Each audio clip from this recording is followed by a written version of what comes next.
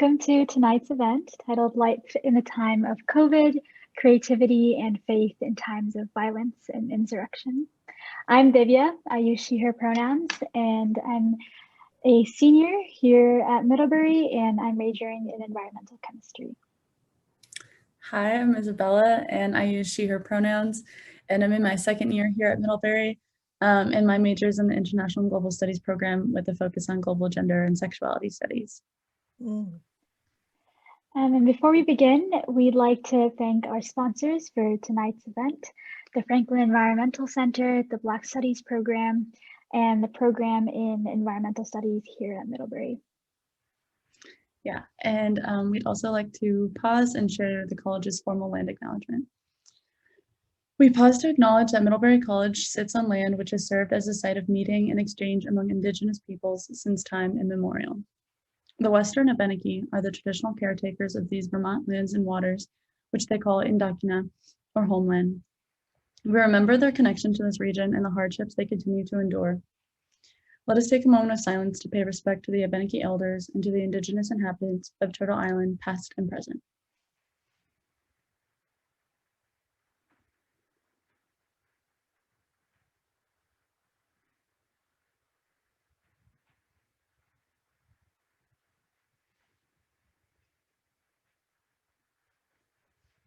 Thank you. We give thanks for the opportunity to share in the bounty of this place and to protect it. We are all one in the sacred web of life that connects people, animals, plants, air, water, and earth. We'd also like to note that acknowledging the land we reside on and this land that we build our homes and relationships on is meant to be a deeply personal acknowledgement. And just as colonization is an ongoing process of dispossession and not some singular event that happened in the far past, land acknowledgements too should be an ongoing process. And decolonization should not be misconstrued or co-opted as a metaphor, but rather should signify ceding land back to its Indigenous caretakers. And in addition to ceding land back, which continues to give shape to the concept of property, decolonization may also mean making space to rekindle relationships, human and non-human alike, fractured through colonial dispossession. And these words on land acknowledgement and decolonization were inspired in part by our peers Andres Oyaga and Megan Tan from previous talks. And finally, before we introduce Dr. Finney and TwoTrees, we want to encourage everyone to really bring an open heart today and ask lots of questions.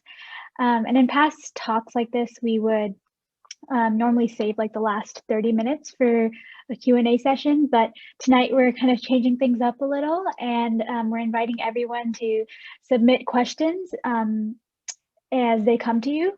And so Isabel and I will also be doing the same.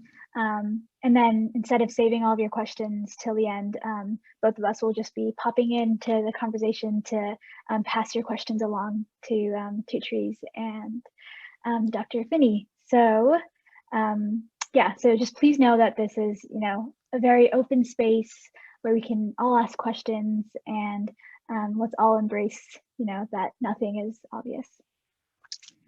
I'd now like to introduce one of our speakers, Kaylynn Sullivan TwoTrees.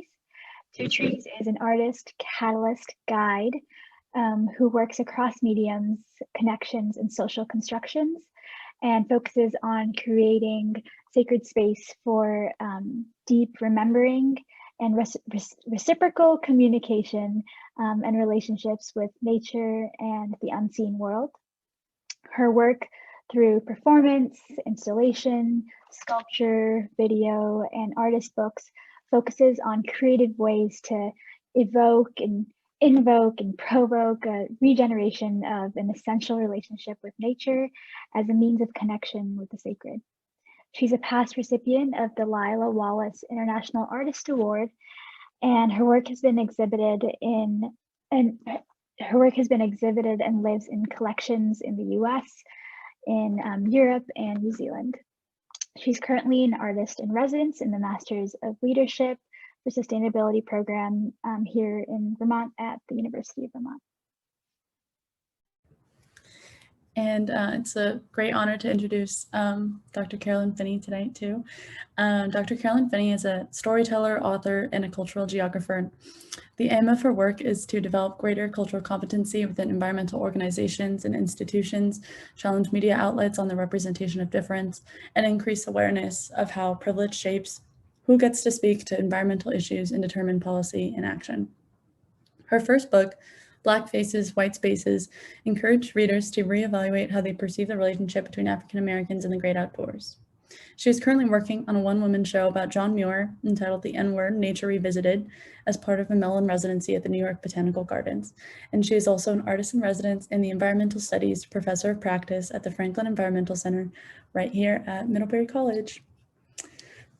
Yeah, so without further ado, TwoTrees and Carolyn, we kind of wanted to open it up as Divya and I were planning for this, just to hear maybe a little more about how you two know each other and like what's brought both of you here tonight for a conversation on themes of faith and creativity specifically.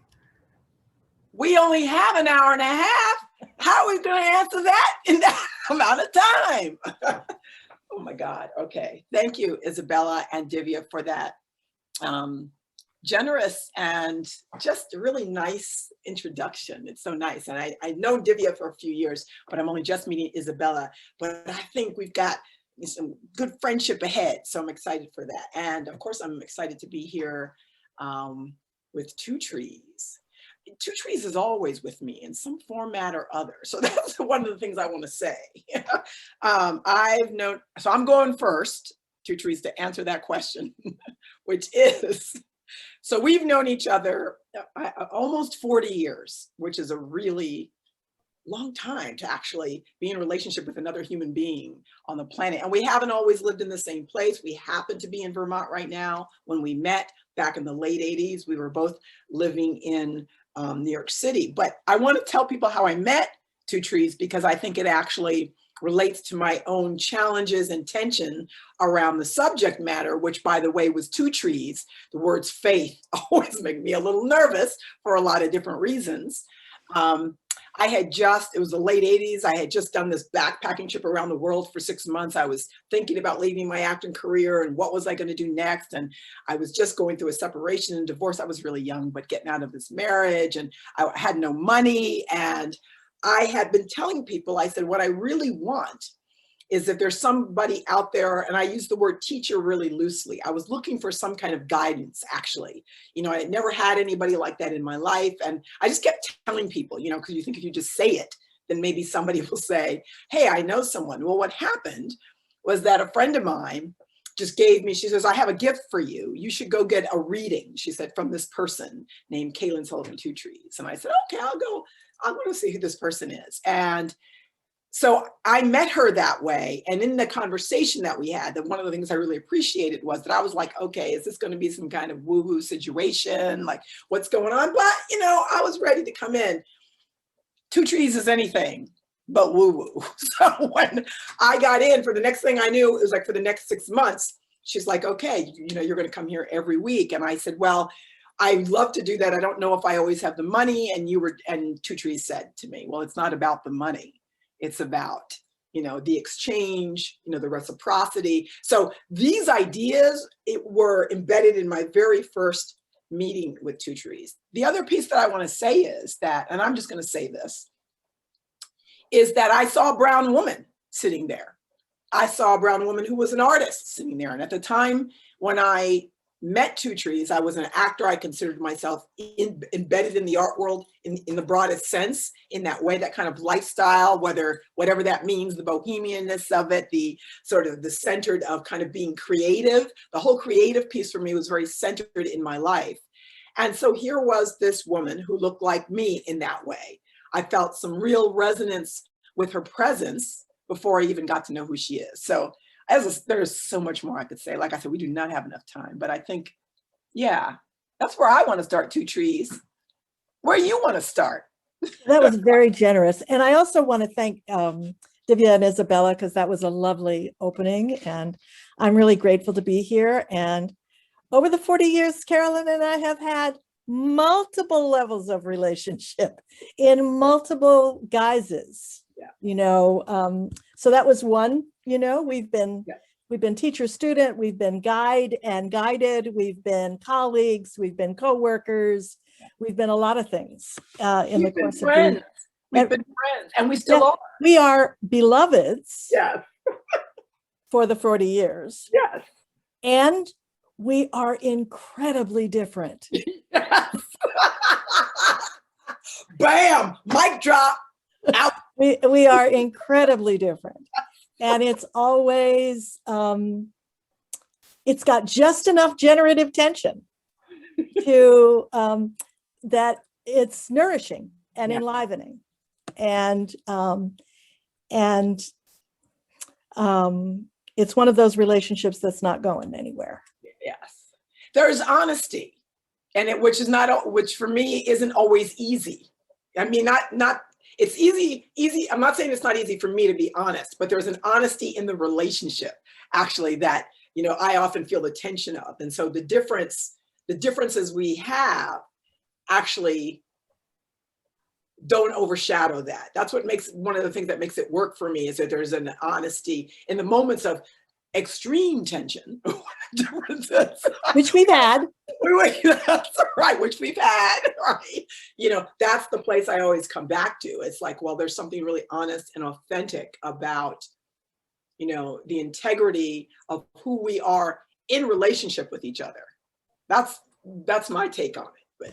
And for me, this conversation is more interesting because of the difference and that tension.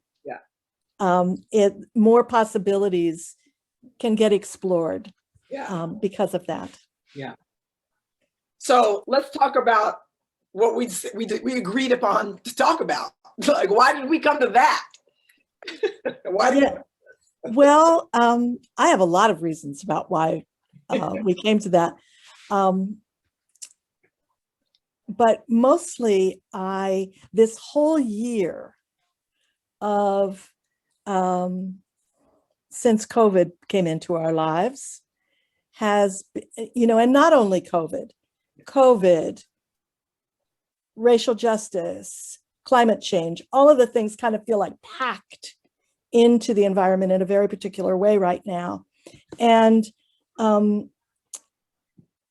I think that for me, it's forced me to think about creativity much more broadly than anything to do with art, actually. And as an artist, I just wanted to push the boundaries of thinking about creativity to go back to, there is no word for art.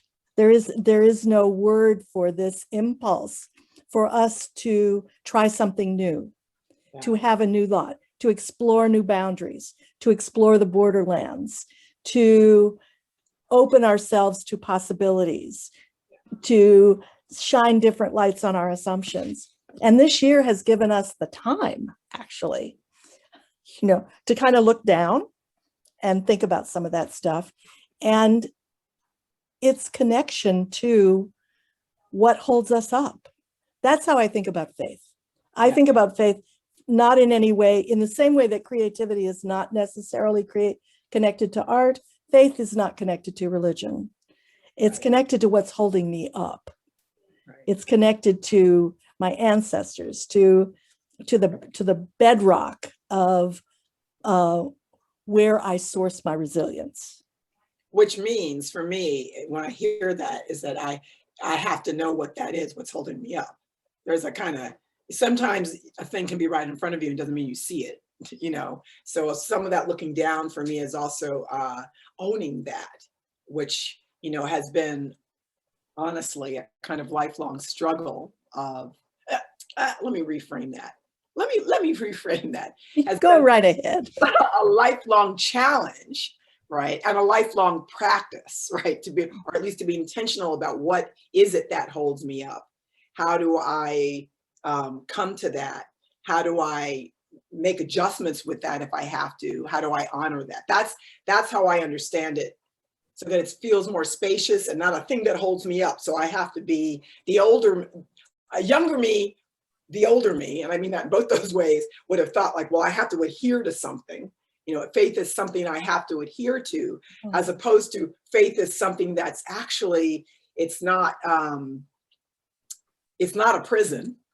It's not meant to hold you in like this. It's actually meant to give you something, buoy you in a very particular way. Or maybe it's about clarity of vision, or maybe it's a reminder, maybe it's a nudge. You know, you're sort of reminded of yourself, about yourself, and how you want to be in the world. But I think when TwoTrees starts smiling at me like that, that's when I know something I said. Right? Yes. Oh, I think everything you said, you know, I realized for myself, if I had to be clear and concise about what faith is, Yeah. I would struggle. Yeah. Blue would be closest to anything I'd have to say.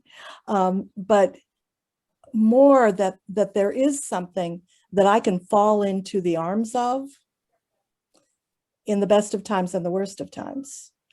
And having done that many times in my life in really dire circumstances, I've learned to trust it.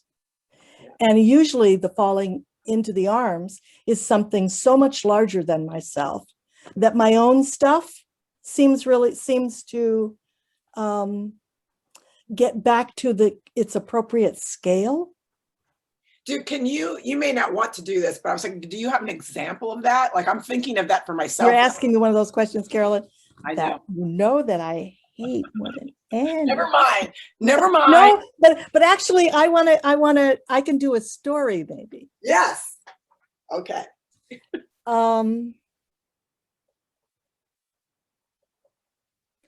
Yeah, this last year, I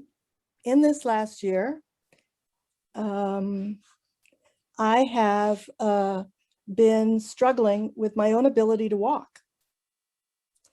And as a person who used to be called Speedy Gonzalez for most of my life, moving around as fast as I could go, and as a dancer in my early life, this has been a challenge and scary, a little scary.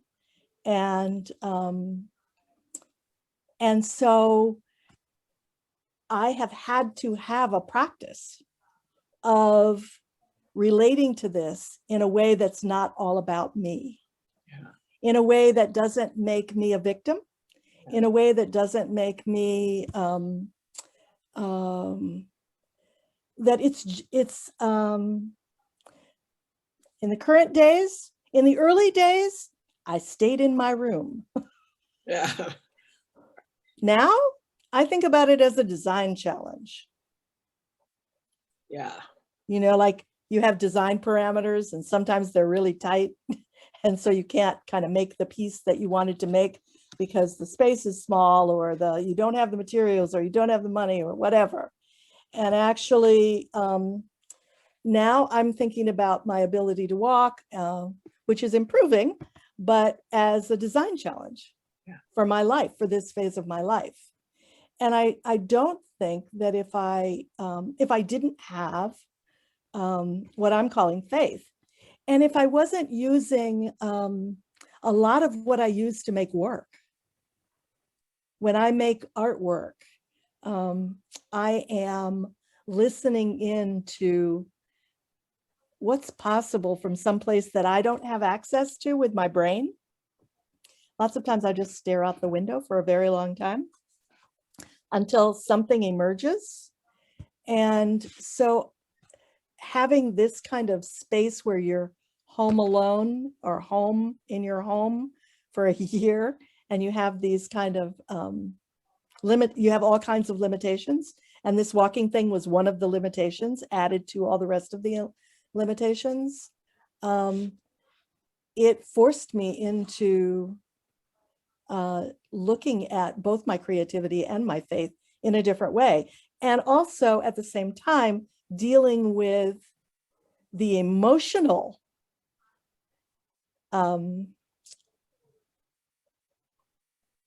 currents. Let's call them currents. Sometimes they were storms, but let's call them currents for the moment. Yeah. The emotional currents about what was happening in the world, about the protests last summer, about all of the deaths that continue to occur, Yeah. and the rage about that, and to find ways to deal with those emotional currents in a way that didn't drown me. So, and that a way that allowed me to fall back. yeah. So one of my challenges, and that's where I want to come, my personal challenge around this is that, you know, if I heard you say the idea of the emotional currents and woo, they've been rapids, they're like the rapids. Mm-hmm. Because I am both fortunate, privileged enough, and privileged to be able to do this, and it's also a choice that I make, which is to engage in the conversations around race and privilege and all the stuff, a lot of the stuff that's up now, and doing this every day, all day. And there's something about the last year, it's just been over the top intense. Part of what's happening for me around the emotional currents is that it's personal. It's always personal. I understand the idea of it's not all about me. I'm a detail of the landscape, removing myself in order. But the thing is, for me to authentically talk with people about what it feels like, what is happening, another way to see, to get people to have people who have been resistant, or people who didn't see before, or people who don't want to see, you know, and then be invited to help them consider. I can't be removed from it. I can't be removed. It's like, this is going to sound really bizarre, but it's like I'm eating myself at the same time. I'm like, it's just like I'm trying to get creative with it always, you know, the different ways. And that's where I get a lot of juice. It's like, ooh, for me, it's taking stories and how do I think of them together, and how am I going to sideways in here and see what, you know, how I can help, you know, create a space that allows for something exciting to happen. And I'm aware of it taking its toll. You know, it's taking its toll because I'm talking about a thing, and I'm also talking about myself when I'm talking about a thing. You know, and I actually wouldn't want it any different way, because I don't want to be talking at a thing or about a thing from my head all the time. I actually want it to be, you know, something fuller and richer, because I believe healing is a thing, not just for everyone else, but for myself as well, right? And so I believe there's some kind of relational process and the whole creative process of the whole thing. And I haven't been able to see how to not eat myself whole while in that process. We had. Oh, look, Isabella got a question, but she got, wait, Isabel, because TwoTrees is about to drop something. So you got to hear what it is. Well, I just,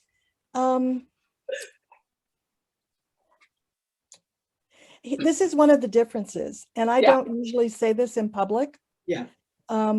But we're called to our work.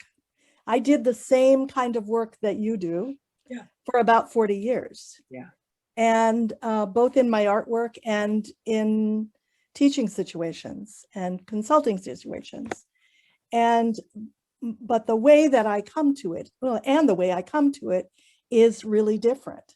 Yeah. I think that I've always been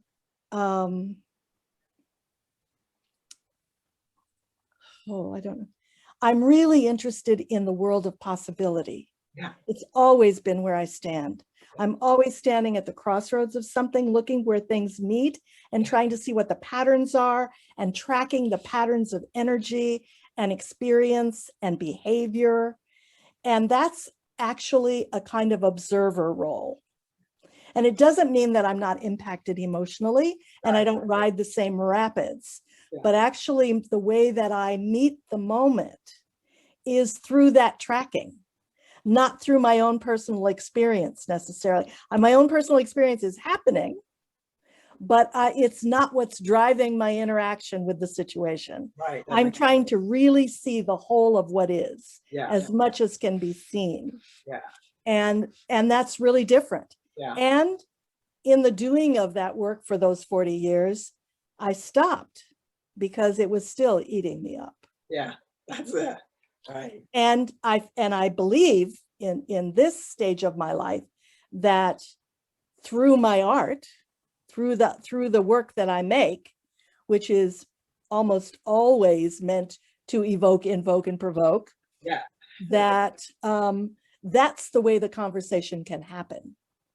And it's not about me doing it. The work can do it.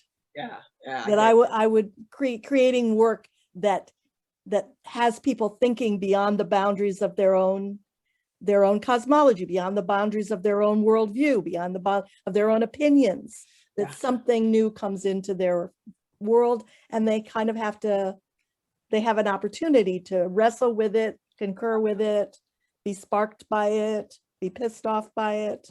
All right. Whatever. Yeah. Yeah. Isabella, thank you for that. Isabella, come on. Yeah, come on in now. Coast is clear. I was just going to add that there's a question in here that I think sounded similar to what you were just saying, Carolyn, too. And it was just, what guidance would you offer to people who don't have or aren't aware of something that holds themselves up?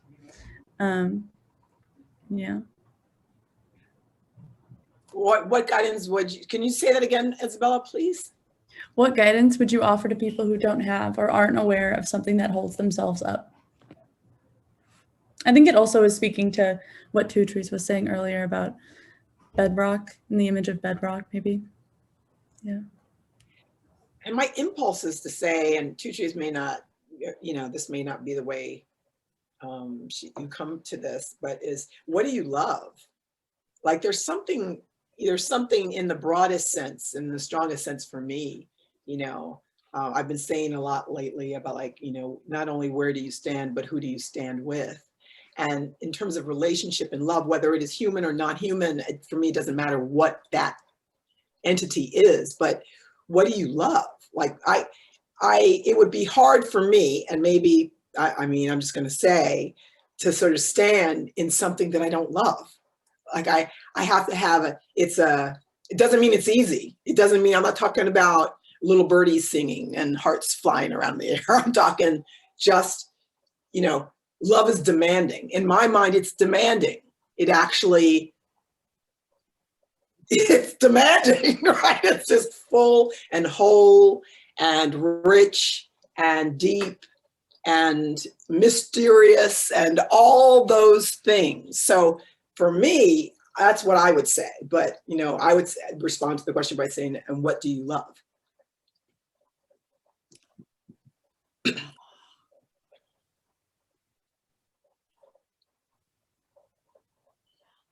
Well, it's funny because I would say, of course, you're right. I don't know. I'll go with the love thing, but not a what. Okay. I'm with the love. Okay. But not a what. So it isn't a thing or a person. Yeah. Just the love. Right. But also, like I said, what do you trust? What do you trust? Because the bedrock is what you fall back on in the best of times and the worst of times. It's, it's like you were saying, love is really demanding. Yeah. It is demanding to keep our hearts open at the worst of times. Yeah. To keep our hearts open to being broken open so the light can shine in, to being pierced, right. So that there's more space for us to love. Yeah. And so that feels pretty awful a lot of the time. Yeah. I won't lie, but I trust it. I know when it's I know in the bad times that I can trust this thing and that I will come out the other side grown more. So for me, it's the love and the trust also have to do with the fact that I can feel myself growing in the process. Yeah. I can feel myself expanding. So when I feel myself contracting, I'm probably not responding to my bedrock. Right. That's how it feels to me. It always feels expansive. And I'm, The trust, I have an issue. The trust, even though the explanation that you just gave was, I went, yes, that makes sense. But I'm talking about my bedrock, not your bedrock. No, but the reason it comes up, because it means that I have to trust,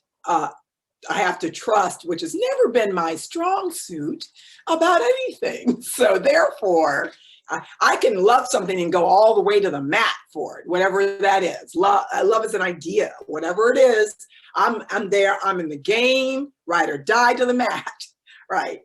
Trust it. Oh no, now we're going to have a different conversation, because I don't know that I've discovered anything in my life that I can trust like that. And I can't believe I just said it out loud in a room full of people. I almost wish I could take it back, but it's too late now and it's recorded. So, because that's my own work to do, as someone I know would say. And so I'm just honest. Because you know what? I'm just going to say this. I'm sorry, and then I'm going to leave it alone. Everybody, everything leaves, everything dies, nothing is promised. Yes. Nothing. And everybody has 1,000 different points of view. And so I mean, I'm just like, what is there really? Like, if I'm really going to go to the dark place, what is there? There's just you at the end of the day, and the choices you make, and what you believe in and what you don't believe in, and where you decide to show up and how you decide to be, because everything else is not in your control. I learned that from somebody. Nothing is in your control except the choices that you make. And that's what I trust. I know. Damn. That's what I trust. I trust that. So, but you know, I think my own personal beliefs are actually, I mean, we can talk about that, but I actually, I am hoping, you know, the question was, what practices, or how do you understand when you don't know what it is? Yeah. And I think it's to give yourself the space to explore that, to give yourself the time and the space. What I believe doesn't matter to you. It's kind of none of, in a way, it's none of your business. But right. But what you have faith in, and I mean faith separate from beliefs, because we have a lot of beliefs that are, some of them are limiting and some of them are expansive. And really even exploring those beliefs to see what is keeping me back. What do I believe is true that's actually holding me back? And that's a way to get at my bedrock. I can start to look, that's a root. Yeah. And what are the things that I shy away from because of stories I've been told, rather than to explore them myself? And that's a way to the faith, and that's also a way to creativity. Yeah. Definitely. Trying something new, opening a new door. So I'm more interested in the journey, in everybody's journey, in you know, kind of allowing creativity and faith to reveal themselves in their lives, than I am, you know, kind of going on and on about mine. Right. Although I have upon occasion done that. I don't know what to say right now. I'm sort of caught up in the I know this is not what's being asked of me, but I'm caught up in the way I know I come to things, which is not the way you come to it. So I'm trying to swivel and do it the way you do it, and that's why I know that's what you would tell me, but that's just my natural, when I get with somebody and I just I'm trying to find a way. So I'm doing this, like, let me try that. And then I'm like, wait, because I want to, you know, that's part of this. One of the things that Carolyn and I know about each other, and which is what makes this really not what we want to do right here. You swivel to my thing. Yes. is that we both process at really different rates. Yeah. And so I want you to be, I wanted this to be the conversation between us as ourselves, not swiveling. So, Because- so then let's talk about, I mean, life in a time of COVID. I don't know, violence and insurrection, creativity and faith. I mean, for me, that title just, what if I had to simplify, it was just like, how do you maintain, what does it mean to be intentional about creativity and faith in times that are really, really challenging? But and for me, insurrection and violence isn't just the insurrection we saw on January 6th. No. The violence done because of systemic racism. It's an ongoing, for me, it's a state of mind of this country. It's in the DNA. It is always there. And I think it can show up also in our individual lives in different ways. And it may be different for everybody in terms of what that is, which in part reminds me, even though, yes, the year has been in my lifetime, like thinking about a year that it's been so outwardly challenging for so many people in a global context. It reminds me, like, those things, all those things have been true. It's like tectonic plates have always been shifting culturally. We just got a lot of them shifting right now at the same time. But I'm not sure that there's anything new here,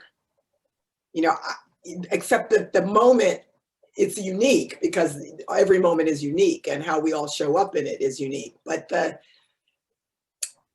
I don't know, I've been thinking a lot about our capacity for engaging ideas like insurrection and violence without losing ourselves in it, in despair. Like, what does that look like? And the question that you raise about doing something different and possibility, the thing is, for me, doing something different and possibility demands risk. And as you have said to me, it's a risk in order to gain something. It's risk. In a time where so many people, I think, are already feeling at risk and feeling like there's so much that they have so little left to risk, whatever that is, right? I'm not putting it on any community, and I'm just saying it across the board. So how to, I sort of lost my mind about a week ago in one of the many talks I gave because I had just I was having a day. And I came in trying to come in with my open heart. And I was just telling people, I said, no one is exempt. Nobody is off the hook, because I had just reached a point of just like, okay, we're sidestepping the thing. You can't sidestep. There's no sidestep here. There's no sidestep. You just have to determine what kind of step you're going to take and your commitment to that. But there's no sidestepping here. And at the same time, it's not that I'm not empathetic to, of course I am, to that for a lot of people, this is really hard, whether they come from all kinds of privilege or whether they feel they don't.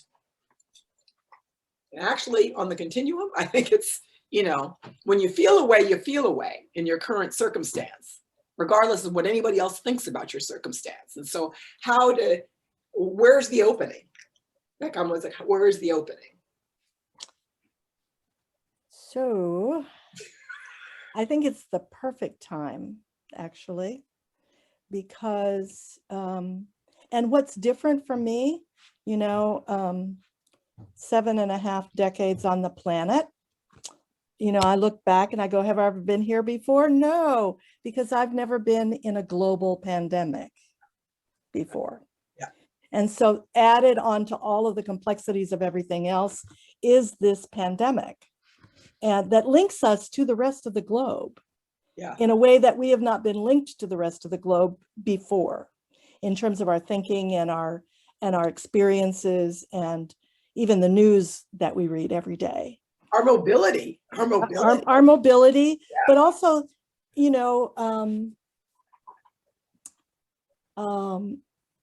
the way we think about things. Do we think a lot about the rest of the world? And now lately, all of a sudden, we do have to think about the rest of the world. We have to the interconnection and the interdependence has been made visible in new ways. And we saw that with the Me Too movement. We saw that with George Floyd. We see that with the pandemic. We're seeing some of that now with what's happening in India with the corona crisis. And for me, this is the activity that seems the least chosen or turned to in these times is dreaming. Yeah. We keep talking about we want the world to be different and we want to change these things. And yet we, and I'm not going to, let me not use the royal we. I find that it's really challenging to give myself the space to actually dream something different. Yeah. I can be in resistance to whole bunches of things I know I don't want. It can't be like this and it can't be like that. But to dream the new, Yeah. I haven't, I very rarely. And this year has given me lots of that time. And I find myself resisting it. So the reason that creativity and faith are linked to those other words is because this is the time. Yeah. This is the time to dream how it could be. Yeah. And so, and yet we rush to do. Let's do something. Yeah. Well, if we haven't dreamt the new, we're only doing the things that are dragging the old back into place. Yeah, that's right. And so we're recreating the thing that we say we want to dismantle. Yeah. So anyway, that's what I have to say about that. But Yeah, I see, Divya, there must be a question. Yeah, it's actually, there's some really, really great questions here, but something that I feel like is, applies to what you were just talking about. Someone mentioned how, how do you approach folks who don't feel artistic or like don't feel like they have the capacity or are in the place to dream? And how do you open their eyes to like diving into those more creative outlets, especially as, a point of reflection and exploring, their relationship to their values or our values? Well, first, I would say look down before you look out. That, are you having fun? Are you playing? Are you doing things that are new? Are you dreaming before you think about influencing anybody else? Because one of the things I think is really true is that modeling does way more than trying to convince or show people something new. I think they're shown by seeing people doing it. Yeah. And so how much of that do you have in your own life? I think is the question that I would want to be asking myself. And I know that in this, for 6 months, well, maybe for 6 months into this pandemic this last year, I looked down and there wasn't anything there. It looked empty. Couldn't make anything in terms of art, but I did try to find joy and fun and play each day, whether it was watching chipmunks or videotaping spider. I mean, I had lots of activities that were meant to bring me back into playfulness and joy. And even if it was for a nanosecond, to stop thinking about the problem narrative, because I have to tell you that I believe that the continual recitation of the problem narrative is the death note for creativity. Yes. And I think sort of a tension point for me, so I'll come back to the play thing in a second, is that the problem narrative, as it is connected to, say, the systemic racism and environmental issues, what's also linked to that is the question of, and I know I don't think this is what you mean, but I shouldn't be saying that anyway, but is linked to sort of acknowledging something that some people have never acknowledged is even there. And so it gets messy, because I also agree that if we keep repeating the problem narrative, I just, a friend of mine on Instagram, I was looking at something earlier and she had put up a thing that said, basically, tell journalists to stop asking me about my problem narrative, as a Black person in the environment, because I'm connected to nature because of joy. Like she said, I'm just tired of the journalist wants to hear the bad story, my bad experience in nature, which I'm like, yeah, that's a problem, right? So there's just no room to move in that. And there's also something to be said for, not in her case, not in my case, not in your case, I'm just going to say, for a recognition of there has been a problem, because some people don't even think there's been a problem, right? So, I totally which get is it. not what you're saying. I know. I just wanted to say, I'm saying this just generally. I just want to say, articulate that in that way. The playfulness thing, what I was going to respond to Divya's, the question that somebody from the audience said was, and you kind of said it even though you were saying a different thing about looking down. And I was going to say, yeah, what do you like? Again, see, I go to what is it that you do? Maybe you're, when people say that they think they're not creative, and I'm always telling everybody, everyone's creative, like the capacity for it. We've just codified it, and we've turned it into a commodity, and we reward people for it, and all those things that get in our way of actually, I think, of discovering who we are and how we can be. And so, you can be creative cooking your own dinner tonight. I'm going to get creative when I get off of here, because my mother asked me recently, she said, what, you cook for yourself all the time? Like she couldn't quite believe it. I was like, but I like it. Mm-hmm. Like it's actually, I look forward to, it's not just the eating of the food, but I am thinking about how to put things together, because I like to put things together, colors and tastes and moments, and there's something in the making of it, the meal, which is something I've got to do and I'm able to do. So it becomes part of my experience a couple of times a day. And it's a very small nanosecond, as you were saying, of my time.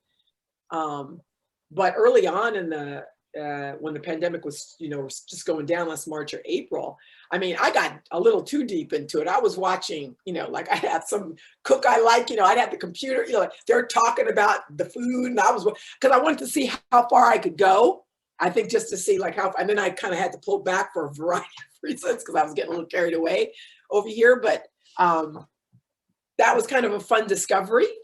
So that's how I sort of take it to mean TwoTrees, and I hear you saying that, and I'm wondering, just for people, what's already there? Because sometimes I think that question, I know it's brought up for me in the past, like I have to create something. I have to create something in order to be creative. So therefore, and then I get, but I don't have time. I don't know what that is. I'm not creative. All those ways that it gets in front of me. And I was like, well, you don't have to create anything to be creative. There's a kind of awareness of, or allowing something. Anything can be, like, if no one was telling me what it was, then I can decide. And there's no product. Yeah. It doesn't have to be a product. It's really, art is, like if we detach it from art, it is a process. It is an impulse that is inherent in all of us. And we can respond to that impulse in 1,000 ways that don't have a product. Yeah. At all. Yeah. They're just, we're just following the flow of something that gives joy or pleasure, or for yourself or someone else, or helps you to forge a connection with something new. But it does not have to be production. Yeah. And I think that's one of the things that's really hard for folks. Yeah. So if you can release that's one of those limiting beliefs, so you can be creative about the limiting belief and start playing around with being creative without making anything or making a product. Yeah. I like that. I was, well, maybe I'm not going to say that, but yeah, I like that. Oh yeah, I'm going to say it. So I was reading this article the other day, this is in a magazine, and it was about a bunch of NBA players, Black NBA players. People are like, where is she going? And these NBA players, these men, are the ones they picked out were ones who really love their clothes, and they're out. They're just down with their clothes. And as anybody who knows me knows, I love that as a creative outlet. And what really blew me away, one man, I wish I had his quote exactly. He said, people don't understand, this is art for me. He goes, when I like to think about it, and I went, oh yes, it's not, he just loves to do it. And it's an outlet for him to think about, I'm gonna put this hat with this tie, and I'm gonna try this out, and then he says, I'm not doing it for anybody else. He says, I'm just doing it for myself.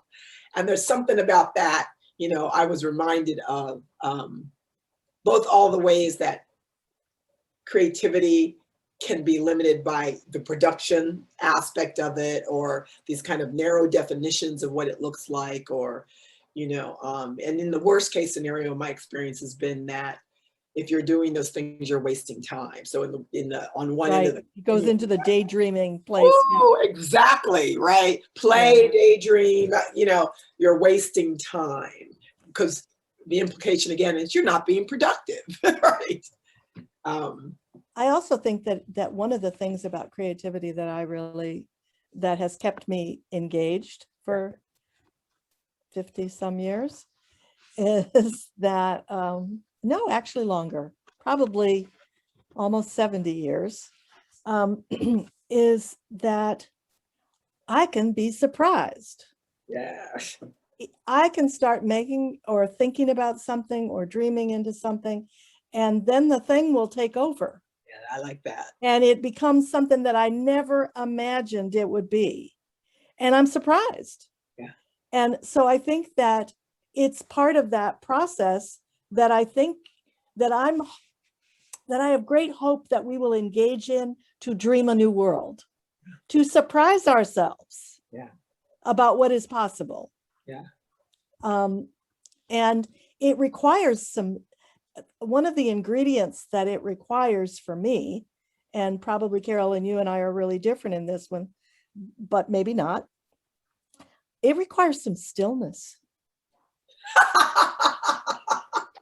Yes. Yeah. It requires some serious stillness for me. I remember, the daydreaming thing, I've gotten all my life. And if I think about the probably the most significant pieces of work that I've done in my life, most of those were made staring out the window. And then I went and made them. But the staring out the window part was the big part. And that's true. That's still true.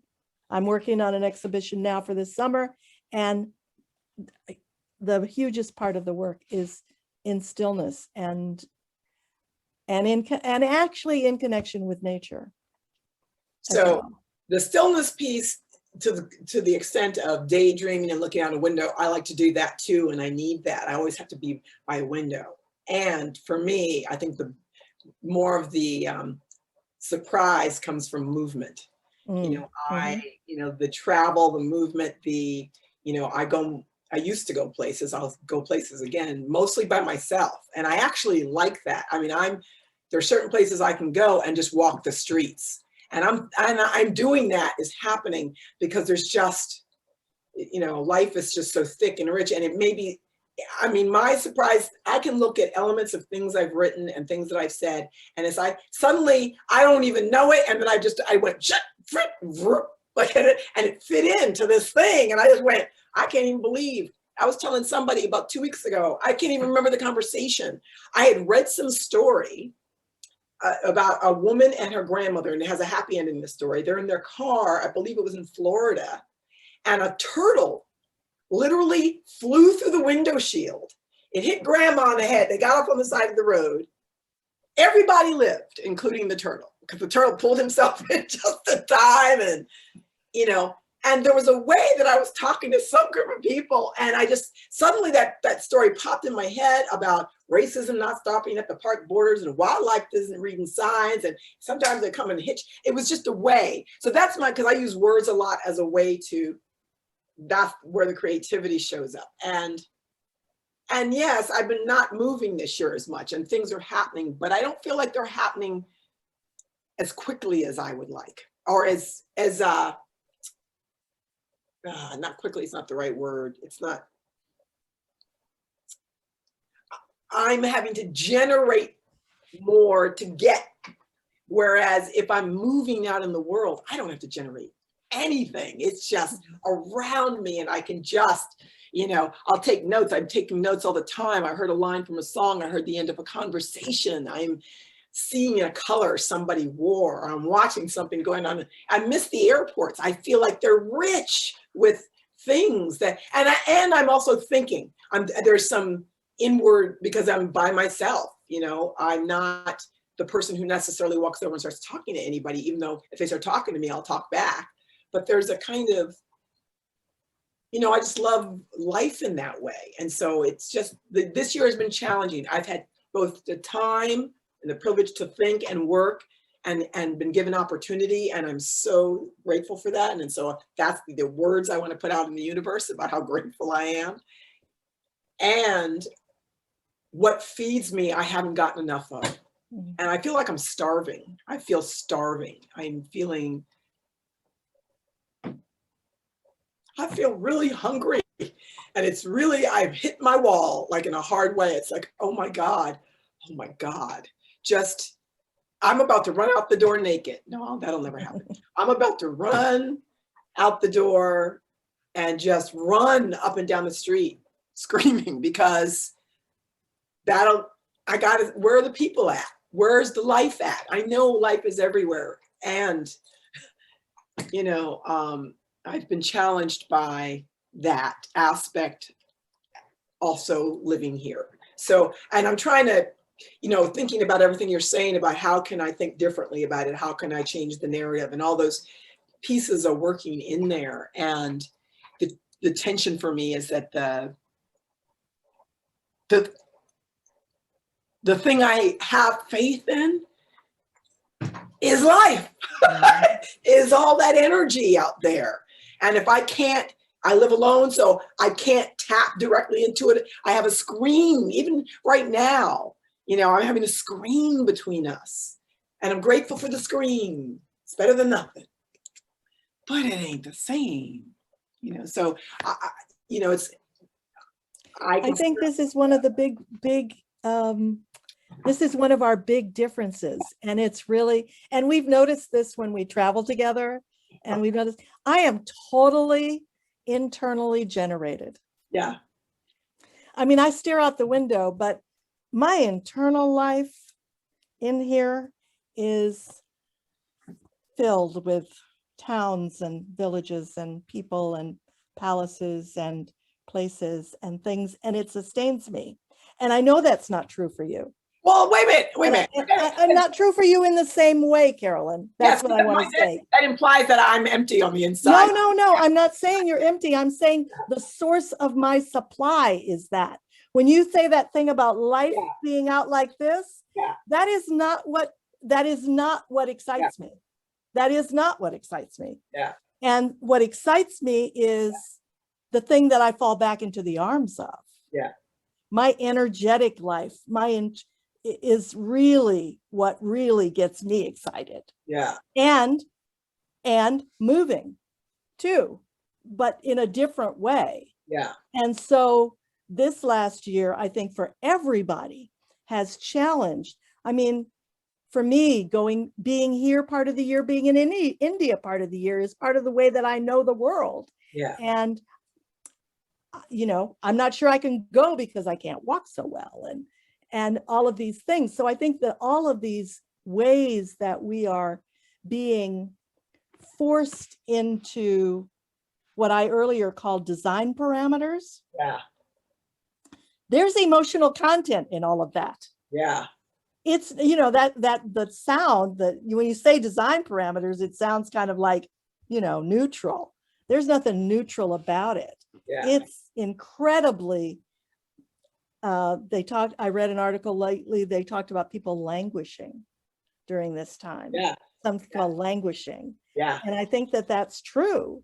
And that's, for me, that's, it's trying to balance the emotional content with the circumstances. And then what do I have inherently that I can tap into?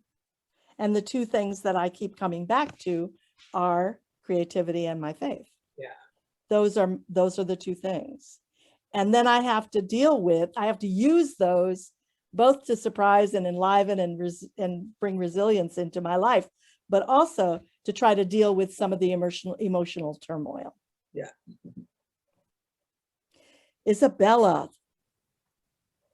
Hello again. hello. A question here that that I'm seeing is seamlessly connected to what you're saying about design parameters is from someone who asked, where or how has your own resilience revealed itself to you in this past year?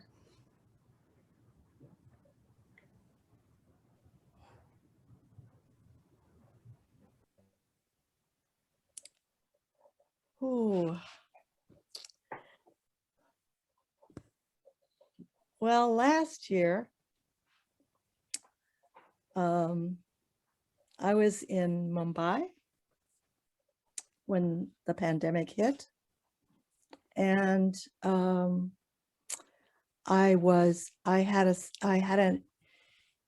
invited somewhere on an island, and I went on a speedboat and I hurt my back really badly. And then I found out that we had to be evacuated, and I could hardly walk. And the evacuation was, I think the word I can use honestly for myself was brutal. And I stood outside the American consulate in the sun on the concrete with my luggage for about 4 hours. And I passed out twice from the pain. And I thought to myself, I don't know if I can do this. I don't know if I can do what it's going to take to get me to the airport, to get me on the plane, to get me home wherever they're going to drop me, because they don't tell you till you get on the plane where they're leaving you. And then to get from there to back to Vermont. I really don't know if I have it. And it was the first time I ever questioned my own resilience. I'd never had that thought before. I didn't, like, I don't know if I've signed up for something I can't do. And at each step of the way, I tried to think about what I could do differently than how I would normally do it. I was one of the only people traveling alone. And and I'm not great at asking for help. I want to say that. It's not my strong suit. But when I realized that there were we're very similar. When I realized there were no wheelchairs, there were no carts for the luggage, there were no nothing, I knew I needed help. And so I needed to ask for help. And I had to ask for help from people who weren't already helping somebody, because it was a flight that had 52 people in wheelchairs. Woo. And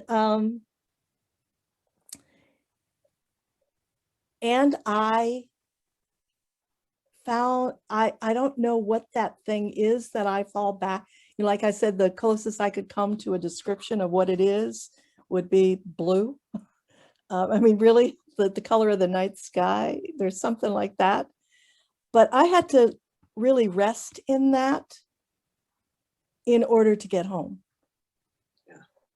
And I had to be really creative at every step of the way to ask people for help, to get people to do things for me that they actually weren't allowed to do for anybody in order to get home. And that for me was probably the most, I don't know, it's the most significant. I was so amazed when I got in my room and I got home and I could take a shower and lay down in my bed. I laughed because I made it. And I was there and I was home, and it felt like a rebirth. I was going to be in quarantine for 2 weeks, but it didn't matter that I made it. And that for me felt like resilience. I don't have anything nearly as dramatic for the past year because so nothing I say now is gonna, I can't meet. I'm sorry. No, no, that was the perfect, great story. I'm just thinking, like in my head, I'm going, I don't, I think because a lot of the work that I've had to do this year for myself has been the inner work, right? So where I might have been another year ahead in my own dramatic story of when I'm out in the world and something happens, I actually don't have any of those stories. I have a sense of myself alone in a place that I feel I have challenges in alone because I believe for a lot of different reasons. And but doing work that I really believe in and having the opportunity to, but having to meet myself at every turn. But that doesn't, for me, that's not about being resilient.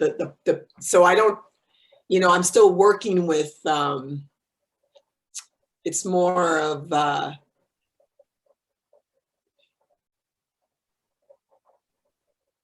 don't feel at the edge of, I don't think I can make it. Though, actually, if you'd asked me anytime in the last week, maybe that's not entirely true from an emotional perspective. And often at 3 a.m. it comes up for me in a very particular way, but I feel like it's all in my own head. So it's a quiet, but I've been like that a lot in my life. So I don't know that there's anything in particular this year. I found that, I don't know. It's a hard one for me. I don't know. Resilient. I fall back on, because I also don't ask for help easily. And I joke and say I come from the tough it out family. I really do. So the fact of the matter is, my life looks, for whatever challenges I'm having, there's that level of comfort that I'm privileged to have, and just meaning that I'm safe and I'm in a warm place and I have food to eat, and people reach out to me and ask me for things because they think I have something to say about it. And so there's some value that I have to others beyond myself, and I don't take that for granted. But I got to think about that. I don't like that question, not because of the person. You know what, Carolyn? We actually experienced some collective resilience when we had our big set to North Carolina. Oh Lord, yeah, but that was we both had moments of resilience, and it came out of an enormous tension between us. Yeah, that's true. I'm not saying I haven't had those moments, but I'm just saying. Yeah, that's a moment that I remember. Acts of resilience on both of our parts. Actually, that nearly did me in, because I'm deeply, without giving everybody, there's no need for detail. It's just that what can come up in friendships that are really meaningful, whether it's family, romantic partners, friends, whatever that is, in those moments that you can have with somebody who you really care about, where it just seems like you're on the opposite ends, you're so far on the opposite ends of something, which I believe there are people who have experienced that this last year because of the larger issues going on. And you question your own, I started to question my own, how I thought I'd been in the world, and how did I miss that? Like, I didn't even understand what was, like, I felt like somebody had just taken all my insides and moved them in different places. So my heart was now behind my knee, my lungs had gotten put in my head, my brain was in my big toe. Like, I was like, what just happened? Like, I don't even know what happened, and I missed it. How did I miss it? And that took some coming back from, but I am one stubborn mofo. I'm just gonna say. So I wasn't, you're gonna have to take me out, because it meant too much to me. And I said, I need some time, but I'm coming back. And it reminds me the other time with the issues I went on when I was at UC Berkeley, and also, just a sense of, that was some amazing resilience. That was, yeah. And I had there were a lot of people like yourself and others and students and people I didn't even know reaching out. Like the hands were reaching out from all over, whether it was email, personally, showing up on campus when the fight over my tenure case and the value of my work and my person was really put out there for everybody to have a conversation about. And yeah. And I knew, and the thing is, I knew, and that was one of those things I felt, I mean, it took me some getting over. I was depressed after all that for quite some time. But I told everybody I could look in the mirror. And I went, that's right.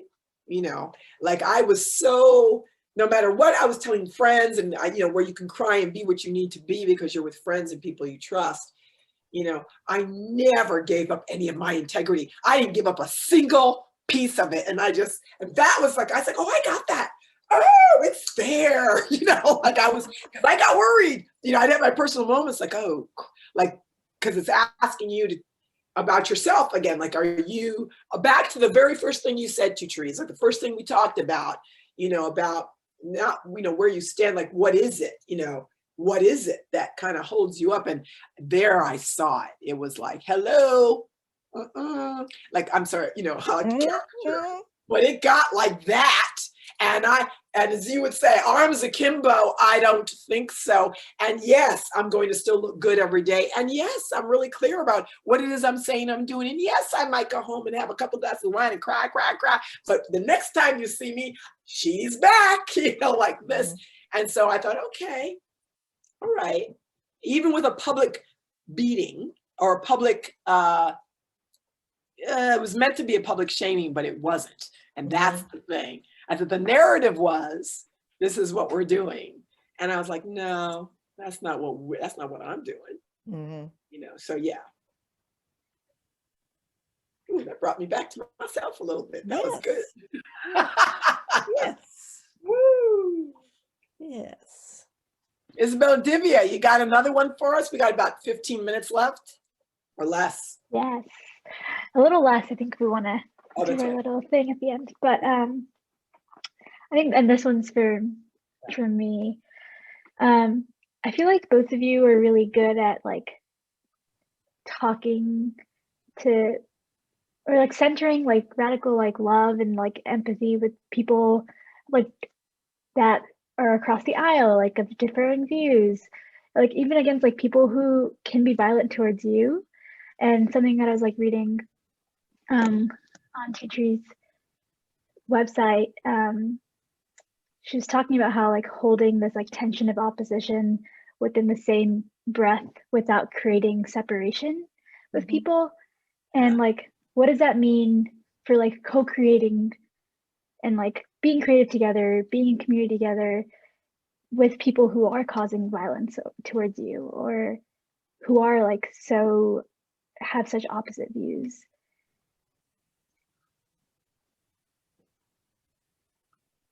Well, I think holding the tension of opposites has nothing to do with condoning violence. Those don't, they're very different. But I also believe that I can love you and hate what you do. And that's where I want to stand.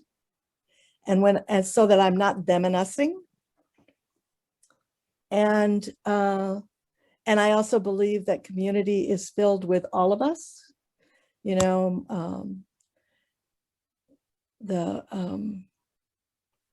circle of life is everything, everybody. And I want to acknowledge that as part of my world, everything, everybody. But it doesn't mean that I have to accept the behavior that is harmful. Yeah. But I don't want to throw away the people. Yeah. I want to see, I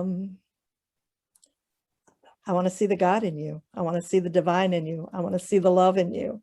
I want to open my heart to you, and step in and step up where harm occurs. Yeah. So I don't think that those are mutually exclusive. And I have felt in the past, and I still do feel that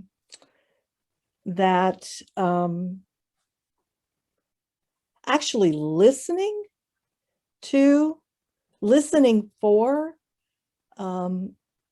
there's a phrase that, oh, and I don't know who this comes from. I really want to credit this, but it's listening the truth out of someone.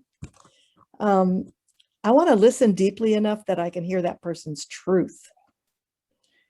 And that requires me to have moments where I am not comparing their truth to my truth. Yeah, right. When I'm not looking at their truth through the lens of my opinion, which is work. That stuff is work.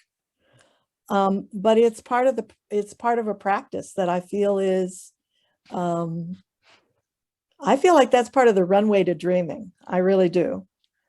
Because I think that love knows no boundaries. It's the resource that is unlimited.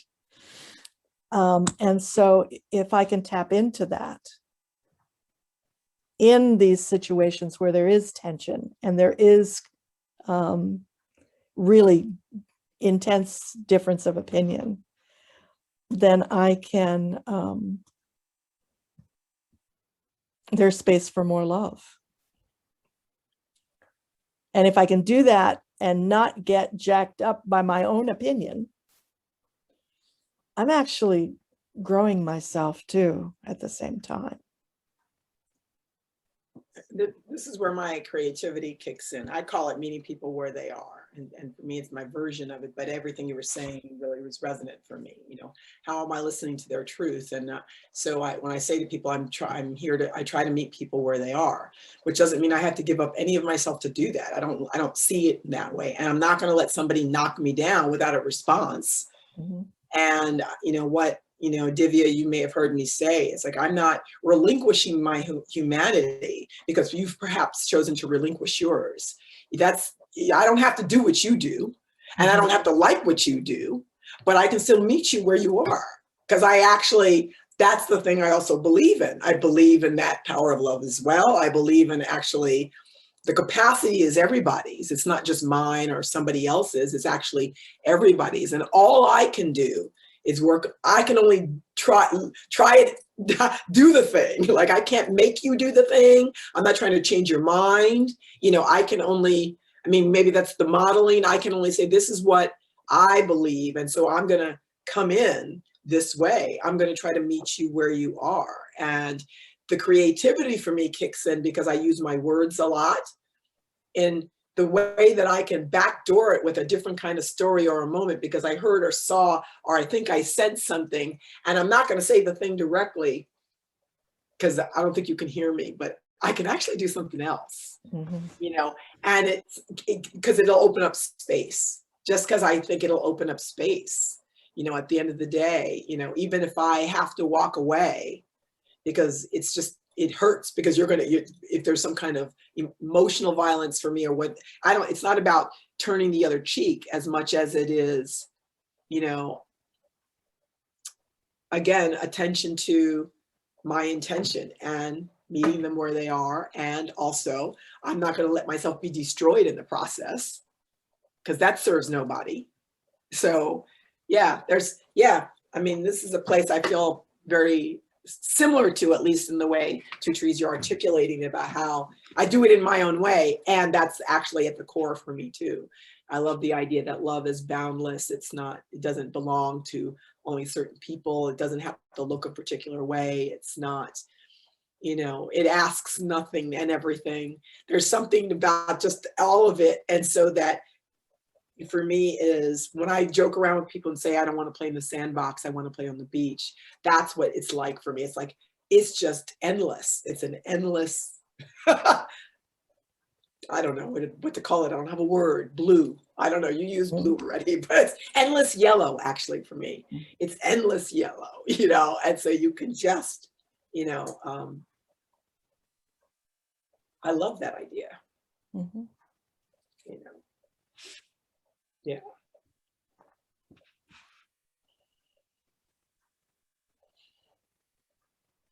I love the idea of an endless yellow and an endless blue together. Together. That's right. So it looks like we only have a few minutes left, Isabella. Is that right? Yeah, I think Yep. we do. Yeah, we're finishing up. But I wanted to say thank you to everyone who submitted such engaging and incredible questions.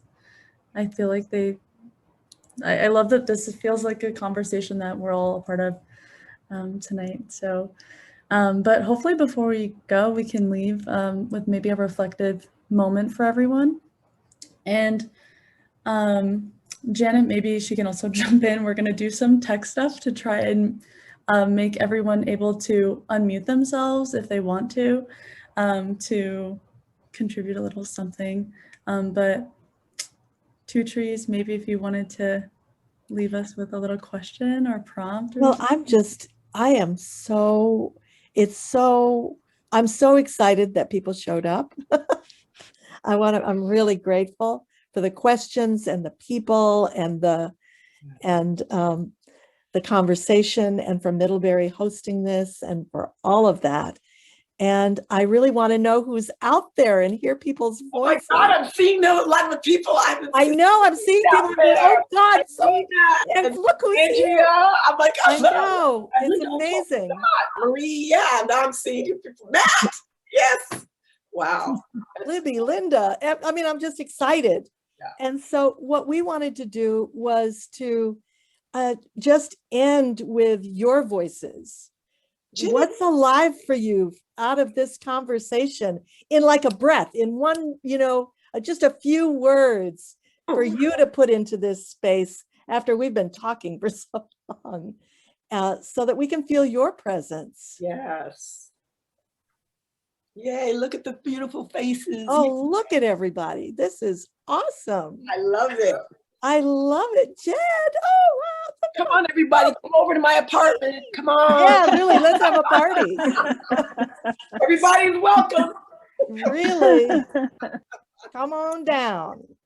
Yeah, so feel free to mute. We can all say it at once. I think we should all just say it. I like not waiting, just go. Nourished. Love. Is So everybody grateful. opening their wait, everybody's not unmuted. So let's everybody get unmuted. Who wants to join in? TwoTrees have spoken. Everybody get Unmute. Unmuted. Well, I'm seeing that a lot of these people were not unmuted. That chorus of voices. All right.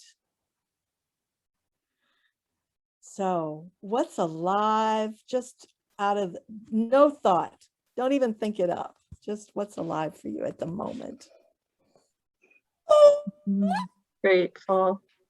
Nice Dreaming. contemplation. Joy. Vulnerable. Revived. hopeful. Dreaming. Connected. Gratitude. Nourished. Grateful. Circles. Just reunited. Yes, reunited. Connection. And it feels so good.